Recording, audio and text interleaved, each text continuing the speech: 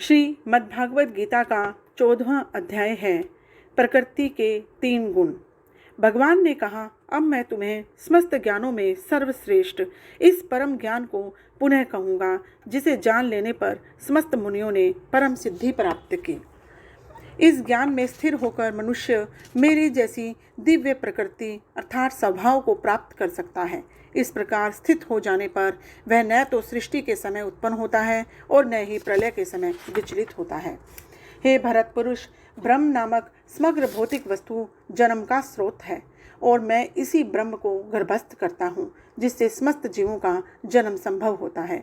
हे कुंती पुत्र, तुम यह समझ लो कि समस्त प्रकार के जीव योनियाँ इस भौतिक प्रकृति में जन्म द्वारा संभव हैं और मैं उनका बीज प्रदाता पिता हूँ। भौतिक प्रकृति 3 गुणों से युक्त है। ये हैं सतो, रजो और तमोगुण। हे महाबाहु अर्जुन, जब शाश्वत जीव प्रकृति के संसर्ग में आता है तो वह इन 3 गुणों से बंध जाता है। हे निष्पाप, सतोगुण अन्य गुणों की अपेक्षा अधिक शुद्ध होने के कारण प्रकाश प्रदान करने वाला और मनुष्य को सारे पाप कर्मों से मुक्त करने वाला है। जो लोग इस गुण में स्थित होते हैं वे सुख तथा ज्ञान के भाव से बंध जाते हैं।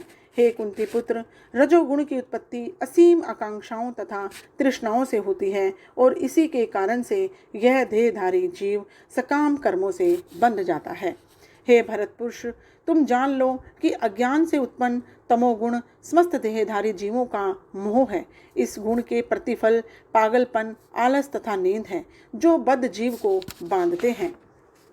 हे भरत पुत्र, सतोगुण मनुष्य को सुख से बांधता है, रजोगुण सकाम कर्म से बांधता है और तमोगुण मनुष्य के ज्ञान को ढककर उसे पागलपन से बांधता है। हे भरत पुरुष, कभी कभी सतोगुण, रजोगुण और तमोगुण को परास्त करके प्रधान बन जाता है तो कभी रजोगुण, सतोगुण और तमोगुणों को परास्त कर देता है और कभी ऐसा होता है कि तमोगुण सतोगुण और रजोगुण को परास्त कर देता है। इस प्रकार श्रेष्ठता के लिए निरंतर स्पर्धा चलती रहती है। सतोगुण की अभिव्यक्ति को तभी अनुभव किया जा सकता है जब शरीर के सारे द्वार ज्ञान के प्रकाश से प्रकाशित होते हैं। हे भरतवंशियों में प्रमुख, जब रजोगुण में वृद्धि होती है तो अत्यधिक आसक्ति, सकाम कर्म, गहन उद्यम और अनियंत्रित इच्छा एवं लालसा के लक्षण प्रकट होते हैं। जब तमोगुण में वृद्धि हो जाती है तो हे कुरु पुरुष, अंधेरा, जड़ता, परमत्ता तथा मोह का प्रकाट्य होता है। जब कोई सतोगुण में मरता है तो उसे महर्षियों के विशुद्ध उच्चतर लोकों की प्राप्ति होती है।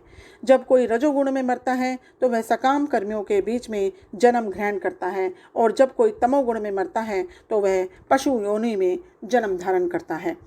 पुण्य कर्म का फल शुद्ध होता है और सात्विक कहलाता है, लेकिन रजोगुण में संपन्न कर्म का फल दुख होता है और तमोगुण में किए गए कर्म फल मूर्खता में प्रतिफलित होते हैं।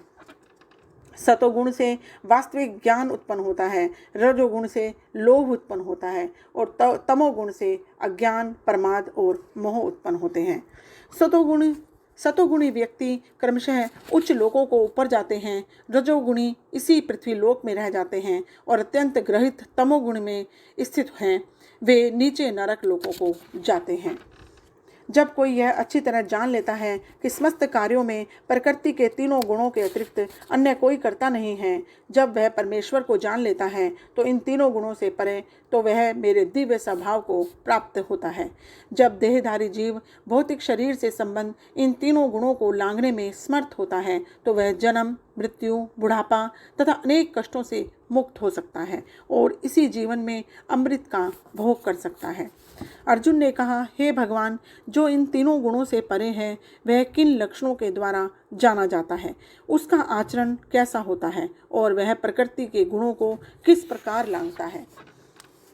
भगवान ने कहा, हे पांडुपुत्र, जो प्रकाश, आसक्ति तथा मोह के उपस्थित होने पर न तो उनसे घृणा करता है, न लुप्त हो जाने पर उनकी इच्छा करता है और जो भौतिक गुणों की इन समस्त प्रतिक्रियाओं से निश्चल तथा अविचलित रहता है और यह जानकर कि केवल गुण ही क्रियाशील हैं, उदासीन और दिव्य बना रहता है, जो अपने आप में स्थित है और सुख और दुख को एक समान मानता है, जो मिट्टी के ठेले पत्थर एवं स्वर्ण के टुकड़े को समान दृष्टि से देखता है, जो अनुकूल तथा प्रतिकूल के प्रति समान बना रहता है, जो धीर है और प्रशंसा तथा बुराई, मान और अपमान में समान भाव से रहता है, जो शत्रु और मित्र के साथ समान व्यवहार करता है, जिसने सारे भौतिक कार्यों का परित्याग कर दिया है, ऐसे व्यक्ति को प्रकृति के गुणों से अतीत कहते हैं।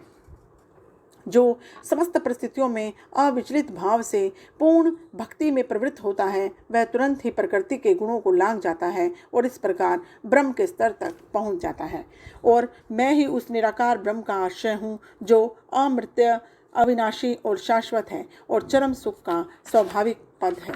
हरिओम।